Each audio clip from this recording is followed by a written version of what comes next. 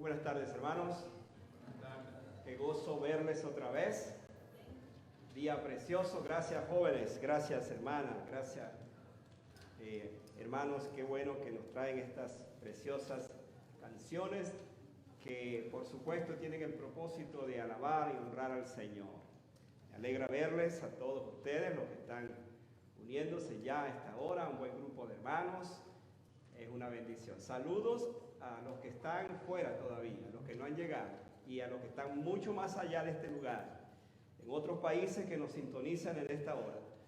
Todos son bienvenidos a este momento especial que nos estamos dedicando a esta adoración al Señor, pero también a la proclamación de la palabra de Dios. Hoy, por supuesto, como todos los domingos, nos asiste un motivo especial, obviamente traer la palabra del Señor.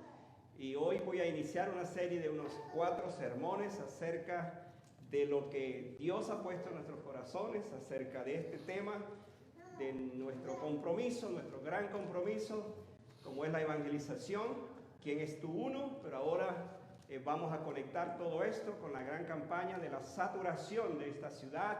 Y hermanos, usted tiene que prepararse porque lo que estoy diciendo no es cuento, no es una mera cosa que usted va a oír, es que estamos preparándonos para ese gran día. Así es que desde ya le invito para que usted sepa lo que vamos a hacer. El día 27 del próximo mes de julio, hoy es el último domingo de junio, estaremos entonces reuniéndonos acá, su pastor va a predicar y vamos a tener acá en unas mesas especiales, vamos a reunir el material y vamos a salir a los lugares que ya, por supuesto, tendremos seleccionados para hacer este trabajo.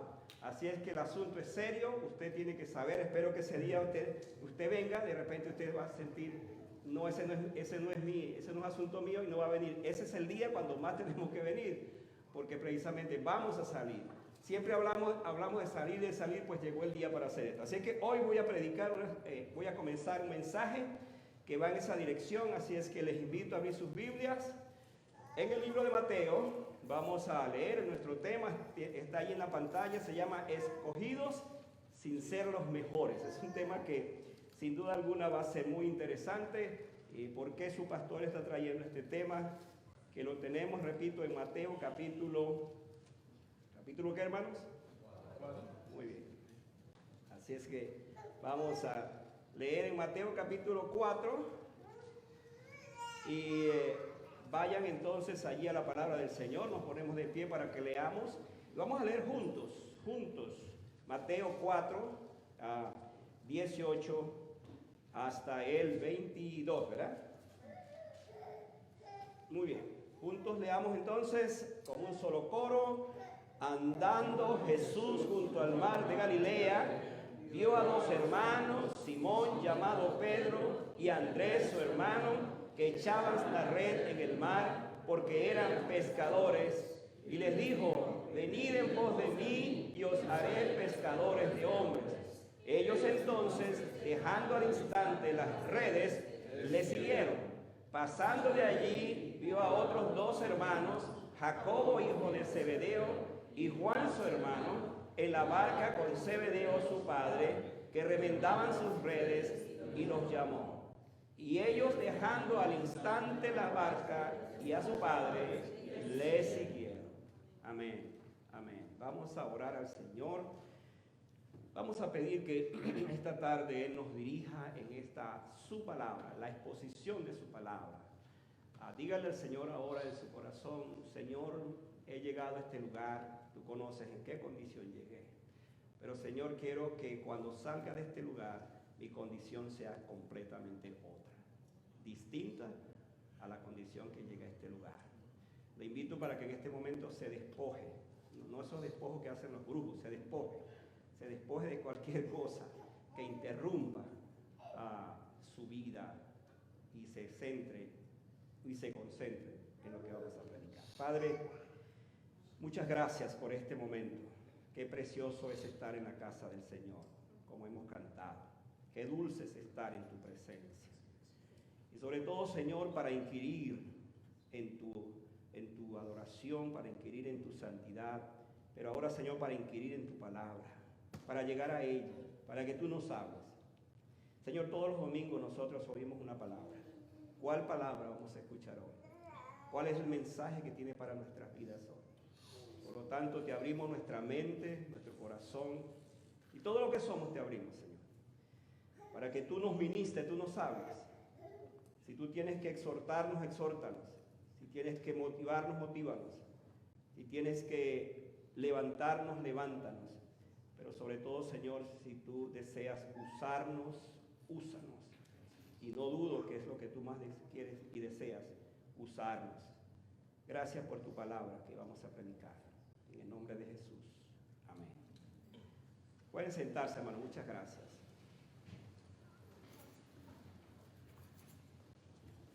¿Qué le viene a su mente cuando usted piensa en un político? No me lo diga porque usted lo está pensando. Corrupción, por ejemplo, promesas incumplidas, etc. ¿Qué le viene a su mente cuando piensa en el fútbol? De repente usted tiene un equipo favorito y usted está pensando, ese es mi equipo. O alguien que es muy especial en su equipo y te dice, ese es mi equipo. Yo no digo cuál es mi equipo para no ofender a los demás. ¿Qué piensa cuando ve una película? O cuando a su mente viene la idea de alguna película que vio en el pasado. Pero le voy a hacer una pregunta que puede ser sencilla, pero a la vez una pregunta muy importante. ¿Qué piensa usted cuando escucha la palabra cristianos? Sencilla, pero a la vez profunda. ¿Por qué digo esto? Porque para algunos de afuera, los cristianos somos una cuerda de aburridos, con caras largas que ni siquiera nos sonreímos. ¿Es eso verdad? ¿Amén? No, eso no es verdad. Si algunos viven así, están dando una mala propaganda del Evangelio. Pero para otros, y esperamos que así sea, un cristiano es un seguidor de Jesucristo. Es lo que esperamos. Esperamos que así sea. Pero usted sabía que no todos los cristianos son seguidores de Cristo. Esa es la otra situación que nos invita a reflexionar el tema de hoy. No todo cristiano es un seguidor de Cristo. ¿Sabe por qué? Porque incluso hay partidos políticos que son cristianos. La pregunta es, ¿esa gente sigue a Cristo? No lo sigue. Ojalá que sí lo siguiera, pero sabemos que no es así. Así que cuando hablamos de este tema, estamos pensando que a los cristianos, la palabra cristiano en este caso, no se conoció en la Biblia sino por allá en un pasaje del libro de los Hechos, cuando a los discípulos se les llamó cristianos. Pero escuchen esto, se los llamó de una forma peyorativa, de una forma, diríamos, hasta despreciable. No era el nombre que se conocía. ¿Sabes cuántas veces aparece la palabra cristianos en la Biblia? Para que tenga nota. A propósito, yo animo a la congregación, a mi congregación, que se traiga de aquí en adelante un cuaderno de nota y comience a anotar lo que su pastor le dice, porque aun cuando todos estos mensajes salen y los publico, sería bueno que usted anote cosas que de repente yo le estoy diciendo que no están allí. ¿Cuántas veces aparece la palabra cristiano en la Biblia? Solamente 3 veces. 3 veces. ¿Sabe usted cuántas veces aparece la palabra discípulos en la Biblia? 281 veces. Así es que si no sabe esos datos, pues sépanlo. Por lo tanto, estamos en presencia de que la palabra más importante de uno que sigue a Jesucristo es la palabra discípulo. Ahora le quiero hacer una pregunta un poquito más profunda. ¿Es usted un cristiano o es un discípulo? Usted responde. ¿Soy un cristiano o soy un discípulo? Usted va a pensar en eso esta tarde. Y mis amados, cuando traigo este tema en esta parte introductoria, también tengo que decir lo siguiente: ¿de dónde viene el trasfondo de lo que Jesús hizo acá? Para que tengan una idea. Un niño judío a los 5 años se le enseñaba, iba a la escuela para aprender la Torá, o sea, la ley de Dios, la ley del Señor. Lo que aparece en la Biblia se conoce como la Torá. A los 10 años, escuche esto, ya ellos se sabían la Torá. Por eso es que Jesús, cuando a los 12 años, los maestros los rabinos de ese tiempo se sorprendieron con las preguntas que Jesús hacía o las respuestas que Jesús daba precisamente por esa edad, a los 12 años. Ya eran hijos de la ley, se llamaban a los 12 años. Ya ellos aprendían eso. ¿Qué sucedía entonces? A los 17 años, si él pensaba en una carrera, necesitaba buscar a un rabino para convertirse en su discípulo. Ahora, para algunos que escuchan esa palabra rabino, ¿qué significa rabino? Rabino es un maestro. Por eso cuando escucha esa palabra, de una vez asocia la palabra rabino con maestro. Era un maestro. ¿Jesús era rabino? Sí, era un maestro y más que maestro. Entonces, a los 17 años, este joven pensaba, si pensaba en una carrera, él tenía que buscar a un rabino para convertirse en un discípulo. Y la palabra discípulo era el talmadín, era la palabra que se usaba para referirse entonces a un discípulo. Una vez que escogía al rabino o al maestro, entonces debería sentarse a sus pies. Escuche esto, pues es muy importante para la asociación que vamos a hacer con Jesús. Debía sentarse a sus pies. Estando con él, entonces el rabino le hacía muchas preguntas y pruebas para saber si él era un candidato digno de seguirle. Porque eso es lo que queremos enfatizar. Entonces, de esta manera, si el rabino sabía que ese discípulo contestaba bien las preguntas, estaba claro en lo que quería, lo adoptaba, lo dejaba como su discípulo. Ahora, ¿por qué esa exigencia? ¿Por qué era tan grande esa exigencia? Porque el rabino quería formar en ese discípulo alguien que le iba a sustituir en el futuro. De allí se habla de la escuela de los rabinos. Ese discípulo, si era bien aventajado, entonces el rabino lo presentaba seguramente en una gran graduación y dice: este es mi discípulo o mi pupilo, diríamos por ahí en criollo, a quien yo recomiendo para que él me sustituya como el próximo rabino, porque pasó todo el proceso de aprendizaje y por supuesto yo lo estoy recomendando. Ahora, la pregunta es: ¿llenaron estos requisitos los discípulos de Jesús? ¿Pasaron por esa prueba? Pues claro que no pasaron, porque lo primero que nos va a sorprender en este pasaje es que ellos no escogieron a Jesús, no escogieron al rabino, no vinieron para sentarse a sus pies. Nada de eso. Ellos estaban, en el caso que vamos a leer, pescando, y Jesús entonces vino y Jesús los escogió. Ahora vean lo interesante de esto, por eso el título del mensaje es escogidos sin ser los mejores. Porque, para que usted sepa, los que Jesús escogió no eran los mejores. Ni los que estamos aquí somos los mejores. Pero Jesucristo nos ha hecho mejores por su gracia y por su bendición. Voy a hablarles entonces de algunos principios acerca de esta escogencia. ¿Y por qué cuando nosotros pensamos en el trabajo de la evangelización de la iglesia, por qué este tema, hermano, es tan importante? ¿Por qué este tema es tan vigente? ¿Por qué nosotros tenemos que hablar de este tema? A mí me encanta, y ustedes saben, me gusta exponer la palabra del Señor en todos los temas posibles. Le pido siempre al Señor que me dé gracia para exponerlo, y me gusta exponerlo. Pero cuando yo estoy pensando en la naturaleza, la razón de ser de la iglesia, que es la evangelización, la razón por la cual existimos nosotros es esa. A veces pensamos que la iglesia existe para que venir los domingos, estar un par de horas, a veces menos, algunos menos, y ya está, y nos vamos, y ya se acabó. Y durante la semana, pues no sé más de iglesia, no sé más de nada. Pero eso no es realmente la razón. La razón de la iglesia es que nosotros nos preparemos para salir, nos preparemos para hablar, nos preparemos para compartir, salgamos. Entonces, vamos a ver los principios que se esconden en este pasaje y que nos muestran a nosotros de una manera tan clara lo que Jesús hizo, cómo Él escogió entonces a sus discípulos para esta tarea. El primer principio es: Jesús siempre escogerá a los más dispuestos, aunque no sean los más capaces. Este es el principio. Jesús va a escoger siempre a los que están listos, aunque no sean los más capaces.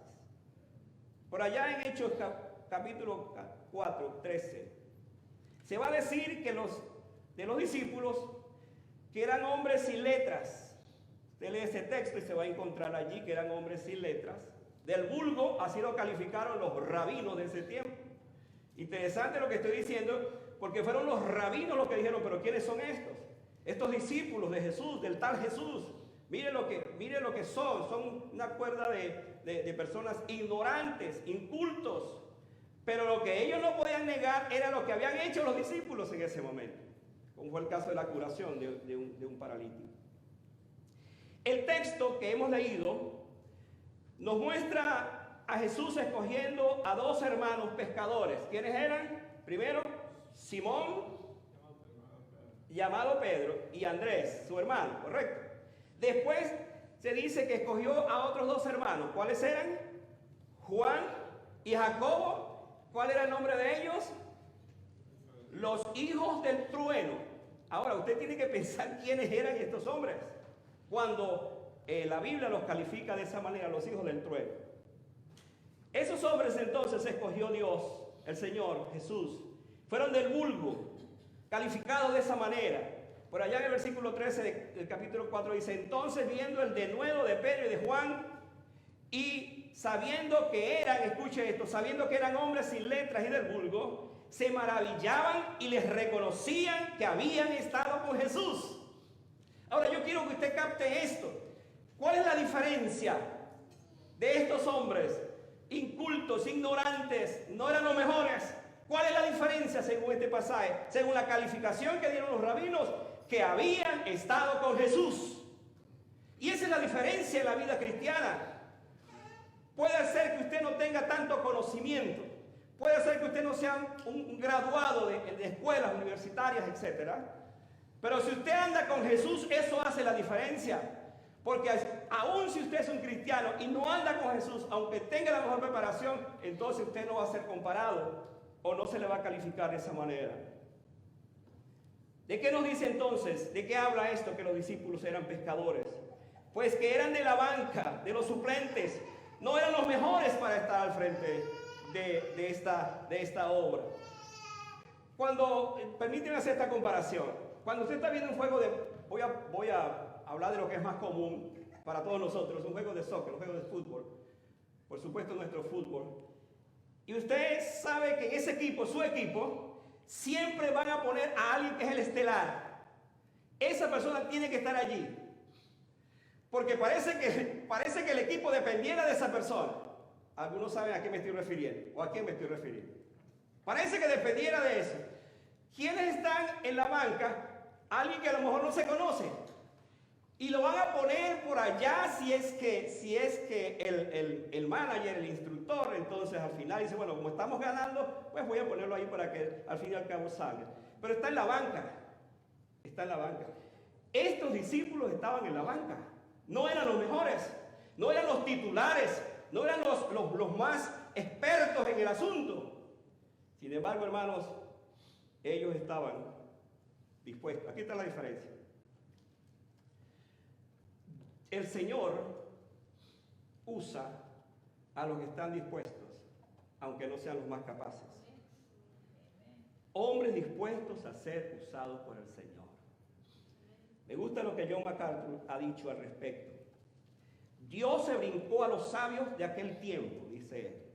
Los grandes eruditos estaban en Egipto. La biblioteca más grande de Alejandría, los mejores filósofos vivían en Atenas y el poder se hallaba en Roma. Él dejó fuera al historiador Heródoto, al gran pensador Sócrates y a Julio César. En su lugar, escogió a hombres ordinarios que parecían una mala broma, no rabinos, ni maestros, ni expertos religiosos. Él escogió lo que el mundo consideraba que era peor. El oficio que ellos tenían no era lo mejor. Sin embargo, el Señor los escogió.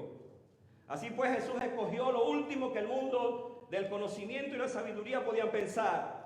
Porque el propósito de Cristo, escuche esto, no era para que el trabajo que harían ellos dependiera de ellos mismos, sino que dependiera de Jesucristo.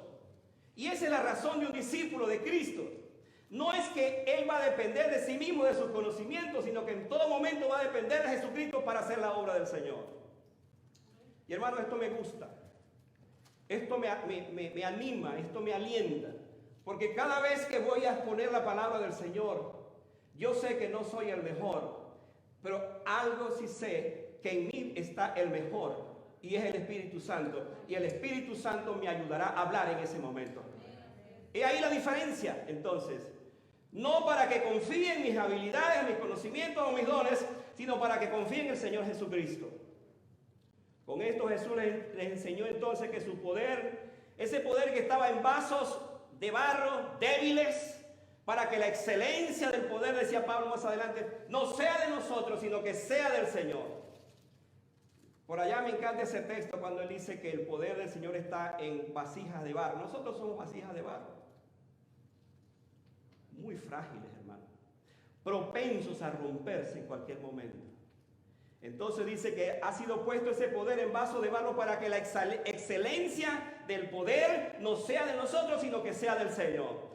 Es la misma idea entonces de este texto. Jesús escogió a esos discípulos para que la excelencia del poder no estuviera en ellos, sino que estuviera, por supuesto, en el Señor. Ahora, yo quiero, en honor a la palabra misma, decir lo siguiente. Lo que estoy aquí hablando no significa que el Señor no va a usar a alguien que sea capaz, que esté preparado. Le digo esto porque es importante saber. Jesús escogió a 12 hombres y uno de ellos le traicionó.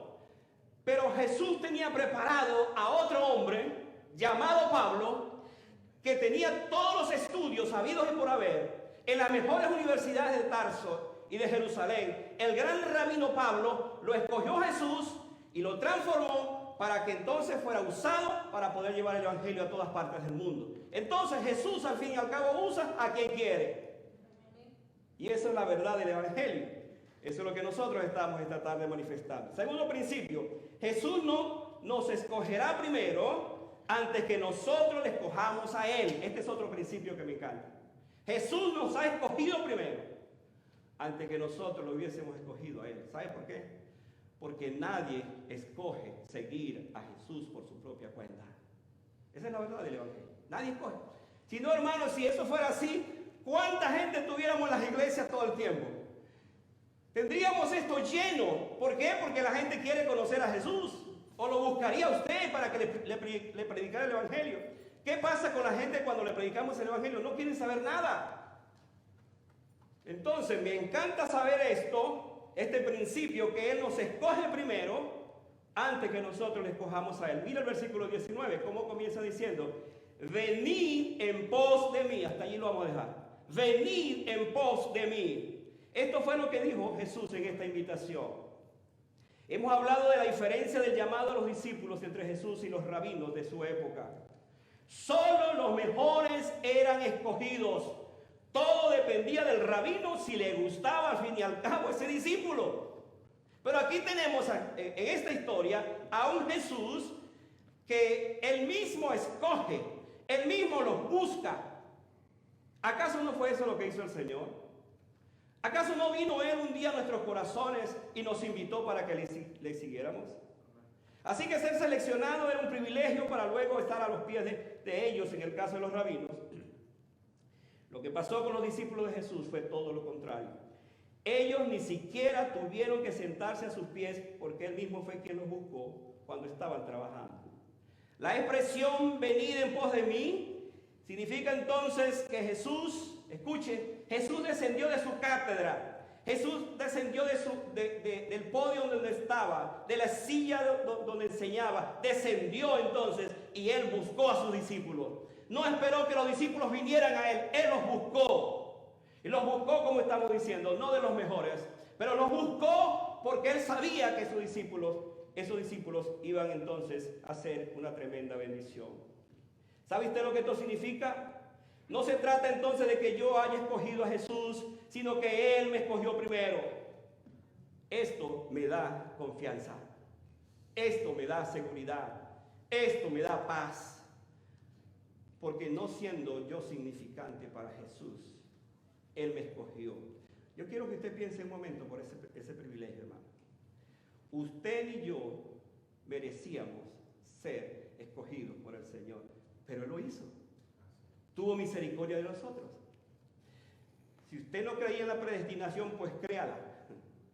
La predestinación consiste en eso, en que Él nos escogió aún antes de la creación del mundo, aún antes que naciéramos, nos había escogido. En el momento oportuno, por supuesto, se despertó esa fe en Él y creímos, y por esa razón le seguimos hasta el día de hoy. ¿Quiénes éramos para que Él nos escogiera? No éramos los mejores. Qué bueno entonces es Dios. Dios sí es el mejor. Y si Dios es el mejor, entonces, y Él me escogió primero, Él me ha puesto en las filas para que yo sea una bendición, para que sea una inspiración, para que sea entonces su discípulo. ¿Cuál es el tercer principio? Jesús nos escogió, pero entonces nos presentó las condiciones del discipulado. Este es el tercer principio. Usted está diciendo, ay, qué bueno que Jesús me escogió para que yo sea el primero, qué bueno que el Señor me escogió, no siendo el mejor, qué bueno. Y quizás hasta ahora decimos, qué bueno eso. Qué bueno eres, Señor, que me escogiste. Pero prepárese para que escuche ahora esto. Por lo que dicen los versículos siguientes. Versículos 20 y 22 dice, ellos entonces, dejando al instante las redes, le siguieron. Dejando al instante las redes, le siguieron. Es bueno que de vez en cuando algunos hermanos dejen las redes sociales para que sigan realmente al Señor. Dice el otro texto, versículo 22, y ellos dejando al instante la barca y a su padre le siguieron. Ahora es interesante esto porque ambas ideas nos presentan una condición que Jesús presenta. En el llamado contempla esto, una condición, un principio. ¿Cuál es el principio? Una de las cosas que vemos en este texto es la respuesta inmediata que los discípulos dieron. Por cierto, no es la manera como mucha gente en el día de hoy responde al Señor. No siempre la gente responde así. Gloria a Dios por aquellas personas que responden así. Qué lindo cuando uno predica, le presenta la palabra a alguien y ese corazón está listo, está dispuesto, recibe a Cristo en su corazón y uno se goza con esa decisión. Pero no siempre es así, hermano. Cuánta dureza en el corazón hay de tantas personas para creer realmente en el Señor. Esta semana yo estaba terminando la historia de leer en mis devocionales diarios la historia del Éxodo. Y me llamó la atención la dureza del faraón.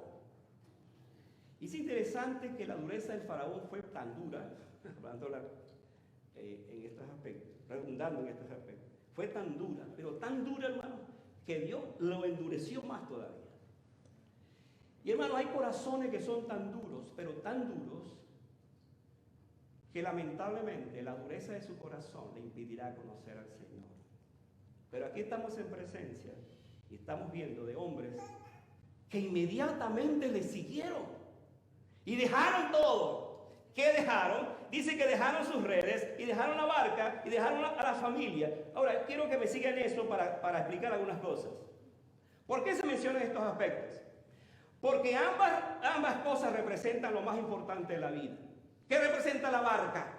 La barca representa mi sustento, representa mis intereses, representa mis negocios, representa mis estudios, representa todo eso que tengo que dejar, mientras que el padre representa la familia, que también es importante. Dos cosas que son muy importantes. Así que si de repente el Señor le pidiera, por ejemplo, hoy, mira, quiero que dejes de trabajar, quiero que dejes tu casa y te vayas a predicar, usted va a pensar, ¿en serio, Señor? ¿Me lo estás planteando así? Bueno, quiero enfatizar quiénes son los que realmente hacen esto, para que tengamos una idea completa de todo esto. Lo que todo esto representa es que Jesús tiene que ser lo más importante antes que otra cosa. En mi vida yo tengo que establecer las prioridades de seguir a Jesús. Vamos a verlo de esta forma. No, Jesús no te está pidiendo ahora mismo que hagas lo otro, lo que estoy diciendo, porque hay llamados de llamados, hay llamados especiales. Pero si Jesús te está diciendo que seas su discípulo, hay cosas básicas que debes hacer. Entonces la pregunta es, si el Señor lo que me demanda es que le siga, y hay cosas que yo tengo que dejar y dejar, porque son las cosas que más, donde estoy más envuelto, entonces yo debo establecer las prioridades en mi vida para ser realmente un auténtico discípulo del Señor. Como dije, es verdad que a algunos Dios no les pedirá que dejen a su familia, a su carrera, pero otros ya el Señor nos los ha pedido. Y andamos en eso desde hace rato. Usted sabía que los misioneros que el Señor escoge, estoy hablando de la historia pasada y la historia presente, para que se vayan, dejen su hogar, dejen su casa, dejen todo, y se vayan a un lugar remoto a predicar el Evangelio. Hermano, es una decisión extremadamente difícil. No todo el mundo hace eso. Tiene que tener un llamado especial. Pero no existe. Nosotros los pastores, por ejemplo, un día el Señor nos llamó. Yo hablo en mi caso particular. Yo no pensaba ser un pastor. Yo he dicho eso varias veces. Yo nunca pensé ser un pastor. Yo quería hacer otra cosa. Y mi madre y mis hermanos sabían que lo que yo quería hacer. Pero de la noche a la mañana el Señor me llamó. Yo no entendía por qué me estaba llamando, pero ¿sabe qué hice? Obedecí. Y en esa obediencia hubo la implicación de dejar a mis padres y todo lo que tenía para entonces prepararme para el ministerio. Obviamente estamos hablando de un discipulado o de un llamamiento, quiero decir que es muy particular. El Señor no nos llama a todos de esa forma, pero ¿sabe qué? El Señor sí nos llama a que dejemos cosas. Voy a insistir en esto. Hace años alguien escribió lo que los discípulos tuvieron que dejar para llegar a ser discípulos de Jesús, valga la redundancia. Escuche esto. Dejaron las redes que por tanto tiempo habían usado, aquellas que tantos peces habían atrapado, solo para que nos imaginemos. Dejaron las barcas, aquellas que navegaron los lagos de su tiempo, el lugar de su trabajo. Esas barcas eran su medio de vida y su sustento, las dejaron. Dejaron a sus familias. Todo aquellos seres amados que formaban parte de su intimidad, de su cotidianidad y la razón por la cual ellos vivían. Dejaron su dinero, lo poco que tenían. Seguramente lo habían ahorrado porque algunos de ellos ni se habían casado, por lo menos la Biblia nos dice que solamente el casado como que era Pedro, no sabemos de los demás. Seguramente habían ahorrado dinero porque estaban pensando algún día casarse y por supuesto tener su casa. Todo eso lo dejaron. ¿Por qué lo dejaron? Para seguir a Jesús. Dejaron sus amigos, los amigos de su juventud. Y para colmo de los males, eran pescadores que no tenían otros recursos y se dispusieron a seguir al maestro. Y entonces se encuentran con un maestro que les dice por allá, las aves de los cielos tienen nido y las zorras tienen su guarida donde puedan estar, donde puedan vivir. Mas el Hijo del Hombre no tiene donde recostar su cabeza. Y sus discípulos le estaban siguiendo. Entonces, donde caía la noche, allí se quedaban todos. Olvídese de otra cosa sino esta. Esa era el seguir a Jesús. Esto planteaba entonces una vida austera de entrega y sacrificio. En una oportunidad los discípulos tenían hambre y dice que en el día de reposo estaban, escuchen esto, comiendo espigas. Porque tenían hambre. ¿Había pensado en eso? ¿Por qué ese pasaje dice que estaban recogiendo espigas para comer? Y una oportunidad Jesús entonces se enfrentó con el llamado aquel joven rico que vino. Entonces Jesús le presentó el reto de que le siguiera. Y este no le siguió porque era muy rico. Y entonces Pedro le dijo, Señor, ¿cómo es la cosa? ¿Cómo es el asunto? Nosotros te hemos seguido todo el tiempo. ¿Y qué ganamos con esto? Estoy traduciendo la versión Julio Ruiz, ¿no? ¿Qué ganamos con esto? Te hemos seguido y ¿qué ganamos con esto? Y escuchen lo que Jesús dijo, que aquí está lo grande en este aspecto del discipulado. Yo leyendo en Mateo 19, 27 a 29. Entonces respondiendo Pedro le dijo, he aquí nosotros lo hemos dejado todo, las barcas, las familias, etc. Y te hemos seguido. ¿Y qué podemos entonces? ¿Qué tendremos? Jesús le dijo, de cierto, os digo que en la regeneración, cuando el Hijo del Hombre se siente en el trono de su gloria, vosotros que me habéis seguido, también os sentaréis sobre 12 tronos para juzgar a las tribus de Israel. semejante privilegio. Y sigue diciendo, y cualquiera que haya dejado casas o hermanos o hermanas o padre o madre o mujer o hijos o tierras por mí, recibirá 100 veces más y heredará la vida eterna. Ese es Jesús. Jesús no llama a alguien para que le siga y lo abandone. Jesús le promete a la persona que llama, que él escoge de esa manera, también recompensarlo después. Entonces vale la pena ser un discípulo de Jesús. Porque al fin y al cabo, Él va a darnos de su recompensa. Si bien es cierto que es mucho lo que dejamos al seguir a Cristo, será más grande lo que recibiremos al final de la jornada. Hermano, no se encariñe tanto con este mundo. Escuche lo que estoy diciendo. No se encariñe tanto con este mundo.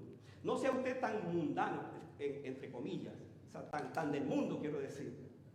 No se meta tanto. Piense en que usted es un instrumento del cielo, es un instrumento del Señor ahora, precisamente para que Dios lo use, porque al fin y al cabo la vida suya y la mía será la vida eterna, la vida con el Señor. Y nos ha dejado en esta tierra para que nosotros seamos canales de bendición, instrumentos de bendición. Entonces no se meta tanto en este mundo que usted no tiene tiempo para el Señor. ¿Dicen amén? Amén. Bueno, hermano, voy a mi último principio. ¿Cuál es el último principio? Jesús nos escogió para que nos reprodujéramos. Agarre este principio. Para que nos reprodujéramos en otros. Por allá en el versículo 19, volviéndolo a leer, dice: venid en pos de mí y os haré pescadores de hombres. Desde el principio por el cual Jesús escogió a sus discípulos, te escogió a ti, nos escogió como iglesia para que nosotros nos reprodujéramos. Ahora, por favor, esté despierto para todo lo que voy a decir en esta parte final. Al escogernos, Jesús lo primero que hace es cambiarnos. Escuche esto. Cuando Jesús nos escoge, nos cambia. Así que si usted no ha cambiado, piense qué ha pasado. Porque Él dijo: venid en pos de mí y os haré. Eso significa cambiar. Los cambiaré. ¿Qué les voy a cambiar? Del oficio que tenían a este oficio. De su vida que tenían a esta vida. Eso significa cambiar. Venimos a Jesús entonces exactamente como somos. Pero Él no nos deja en la misma condición. Nos transforma.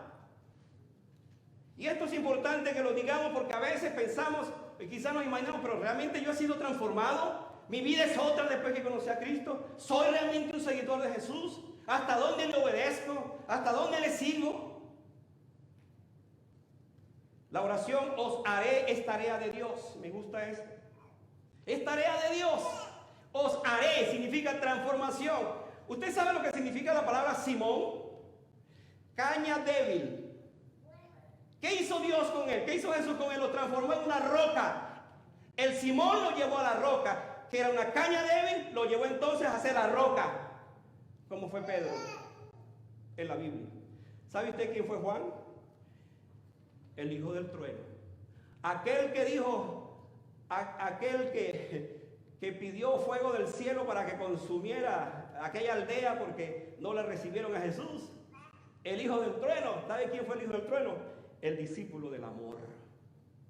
Nadie más ha escrito las cosas más hermosas del amor, como lo escribió Juan en sus cartas y en su libro. Eso es lo que hace Jesús. Jesús te transforma en lo que has sido, en lo que vas a hacer ahora y en lo que serás en el futuro. Te transforma. La tarea entonces del discípulo tiene que ser otro discípulo. Os haré pescadores de hombres. Ahora, la pregunta que le voy a hacer a usted esta tarde, anótela, subráyela, inquiétese, muévase, haga algo, pero piénsela. Hasta el día de hoy, en tu vida, cuenta los discípulos que tú has llevado, que tú tienes, que el Señor te ha permitido alcanzar para Cristo? Cuéntanos en este momento. Cuéntanos. Un ejercicio mental, cuéntanos. Te lo voy a poner un poquito más difícil. En los últimos 2 meses, ¿cuántos discípulos has tenido? ¿Por qué le hago esta pregunta, hermano? Porque si nosotros no entendemos esto, que yo fui salvo para ayudar en la salvación a otros, hermano, yo no estoy haciendo nada en esta vida. Disculpe. Estoy pasando por esta vida, vengo a la iglesia, me voy a la casa, sigo igual. Hasta donde mis vecinos, mis amigos, mis compañeros de trabajo, de estudio, saben que yo soy un hijo de Dios y le estoy testificando. Mire, esta semana cuando yo fui a la convención, una de las cosas que me impactó tanto de la convención es la visión que hay para el 2025, y de allí estamos trayendo todo esto. El secretario ejecutivo habló del tema de urgent is now, hablando de lo urgente es ahora. Y él usó un texto que por supuesto lo voy a usar más adelante, cuando allá en Apocalipsis capítulo 20, él dijo, un día los libros de la vida se van a abrir. Y los que no estén inscritos en ese libro, dice el texto, serán lanzados al fuego, al lago de fuego, donde primero va a ser lanzado Satanás, el anticristo, la bestia y el falso profeta. Pero le seguirán entonces, escuche, le seguirán en ese orden todos los que no estén inscritos en el libro de la vida. Imagínense por un momento que ese amigo tan cercano suyo se va al infierno porque usted no fue capaz de predicarle a Jesucristo. Simplemente piensa en esto. Le doy esta noticia para que la tenga y usted salga en paz esta tarde, por lo que dice por allá Ezequiel. Dice Ezequiel por allá que si usted le habla a alguien del Señor y esa persona lo rechaza, él morirá en su pecado, pero tú habrás salvado tu responsabilidad de haberle compartido a Cristo. Estoy dando una versión mía. Pero también dice, si esa persona muere en su pecado y tú no le adviertes a esa persona de su condición, él morirá en su pecado, pero Dios demandará la sangre de esa persona, de nosotros. Hermano, el asunto es muy serio. La vida cristiana no es solamente que yo vengo a la iglesia los domingos y se acaba todo. ¿Qué hago en la semana? ¿Qué estoy haciendo para que otros conozcan a Cristo? No nos conformemos en decir, bueno, es que la gente, yo le presento a la gente mi testimonio. Estos días estamos hablando de eso. Hermano, no es suficiente que usted sea una buena persona.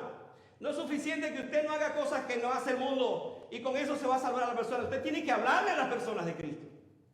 Porque eso es lo que nos dice el texto. Tiene que hablarle, tiene que abrir su boca y decirle esto es. ¿Cómo demuestro entonces que soy un discípulo? Finalizo con esto. La señal más visible de que somos discípulos de Cristo es que demos frutos. Si usted no está haciendo esto, usted solo es un creyente que no se reproduce. No se reproduce. La prueba final a la que fueron sometidos los discípulos fue esta. Jesucristo dijo esto. En esto es glorificado mi Padre, en que llevéis muchos frutos. Antes de ascender a los cielos, Jesús le dejó a la iglesia la más grande comisión. ¿Cuál fue la más grande comisión? Por tanto, id y haced discípulos a todas las naciones, bautizándolos en el nombre del Padre y del Hijo y del Espíritu Santo y enseñándoles que guarden todas estas cosas. Y aquí yo estoy con vosotros hasta el fin del mundo. Qué glorioso es saber que si alguna vez yo siento que Jesús está conmigo, hermano, es en la gran comisión. Nosotros solemos decir siempre ese versículo, es que el Señor está con nosotros todos los días hasta el fin del mundo. Lea bien el texto, hermano. La promesa es, estaré con vosotros todos los días en el contexto de aquellos que hacen discípulos. Por supuesto, yo no estoy diciendo que si usted no hace discípulos no es un cristiano. Por favor, no estoy diciendo eso. Pero estoy hablando de que interpretemos la palabra del Señor, que veamos la importancia que esto tiene. Jesús resumió su misión diciendo, porque el Hijo del Hombre vino a buscar y a salvar lo que se había perdido. Si Jesús resumió su misión en esto, entonces nosotros somos llamados también para cumplir precisamente con esto que Jesús ha dejado. Entonces Jesús escogió a sus discípulos no porque eran los mejores, sino porque Él sabía que ellos estaban dispuestos. Se dio cuenta a las veces que aparece la palabra inmediatamente. Inmediatamente. Inmediatamente. Aún Mateo, que era el publicano, que tenía muchas razones para no seguir a Jesús porque tenía mucho dinero, dice que inmediatamente también le siguió. ¿Qué significa todo esto? Hermanos, ellos fueron escogidos para cambiar el mundo. Ahora, quiero que piensen un momento en esto. Esos discípulos no fueron los mejores, pero fueron los discípulos que impactaron al mundo de su tiempo. ¿Sabe cómo los calificaron? Estos que trastornan el mundo entero han venido hasta acá. ¿Sabe qué más dice la Biblia sobre esto? ¿O qué? ¿Cuál es la historia? Casi la mitad del Nuevo Testamento fue escrito por esos hombres que no fueron los mejores.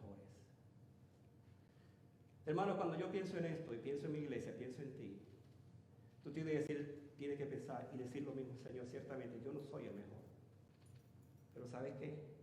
Yo sí creo que tú eres el mejor, y teniéndote a ti como mi guía y mi dirección, entonces yo podré ser usado para bendición de otros.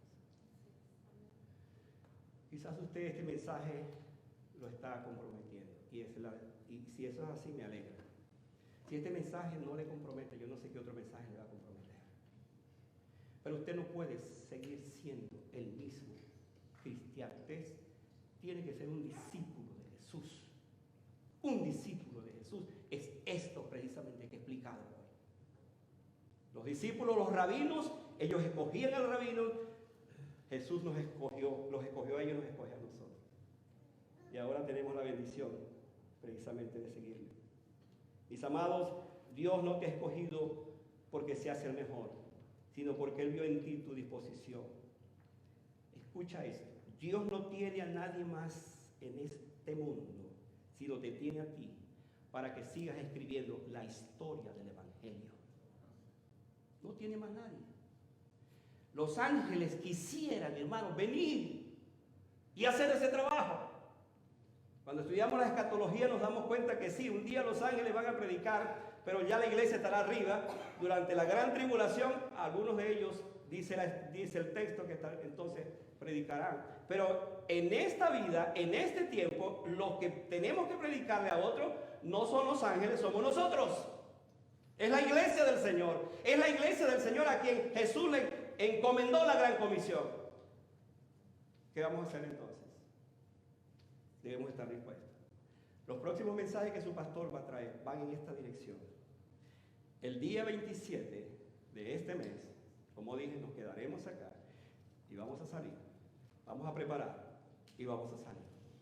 Hermano, o lo hacemos o lo hacemos. No podemos seguir en esta vida conformista, esta vida cristiana que simplemente como que la vivo. Un día recibí a Cristo, tengo el pasaporte para ir al cielo y ya no sé más nada. Yo espero en el Señor que Dios nos ayude, que Dios nos bendiga y que como iglesia nosotros entendamos la importancia del compromiso que tenemos ahora para ser discípulos a aquellos que no lo son ahora. Estemos preparados para todo esto, lo que va a venir.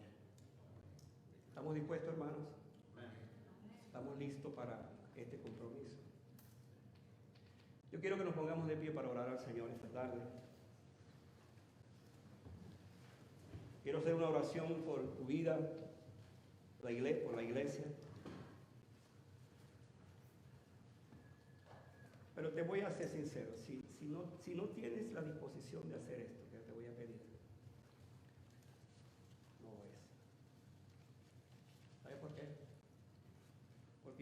Si tú dices que sí y no vas y no lo haces, entonces le estás diciéndote a ti mismo una mentira muy tuya.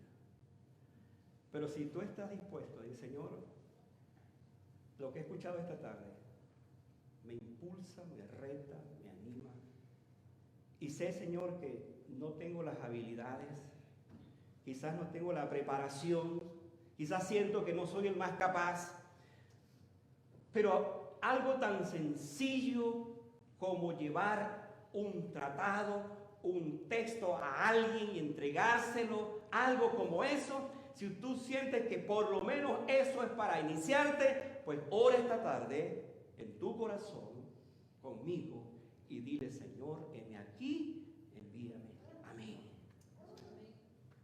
Díselo allí en oración de esta manera. Padre Celestial,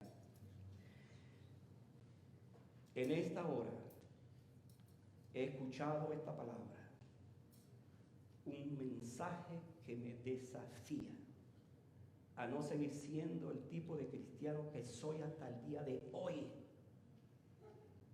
Tiemblo al pensar que un día los libros de la vida serán abiertos y los que no estén inscritos en ese libro serán lanzados en ese lago de fuego que arde, ese lago de fuego y azufre que arde para siempre, donde Satanás lo va a inaugurar, lo va a estrenar con todos sus demás seguidores. Yo no quiero pensar, amado Dios, que mi amigo, ese amigo tan íntimo, ese familiar cercano, esa persona que forma parte de mi cotidianidad, esté separado de mí y yo estando en el cielo y él esté en el infierno. Señor, no quiero ni siquiera pensar en esto. Pero lo que sí quiero pensar ahora es que tú me des las fuerzas y el testimonio y las palabras para hablarle. Y si esa persona definitivamente no acepta a Cristo, lo rechaza, pues Señor, habré salvado mi responsabilidad delante de Él y delante de ti. Señor, ayúdame. Y cuando llegue al cielo, te pueda presentar los frutos de mi trabajo, del esfuerzo, de mi oración, de mi entrega. Y que esos frutos sean los discípulos que por tu obra y por tu gracia van a entrar en tu presencia. Señor, perdóname por mi tibiedad, mi frialdad, mi conformismo, esa vida cristiana tan cómoda que he vivido. Perdóname, Señor, perdóname y ayúdame a ser la clase de hombre y mujer que te sirva, y el mejor servicio es el que tiene que ver con la predicación de tu palabra. Señor, otra vez, no soy el mejor, pero tú me escogiste, pero tú eres el mejor. Tú vives en mi corazón. Mi vida es un vaso de barro, muy frágil, pero el poder que está en mí es el poder del Espíritu Santo. Y ese poder es suficiente para que yo hable a otros de tu gran amor. Te doy gracias por esta tarde y por esta palabra. En el nombre de Jesús. Amén. Quédese de pie por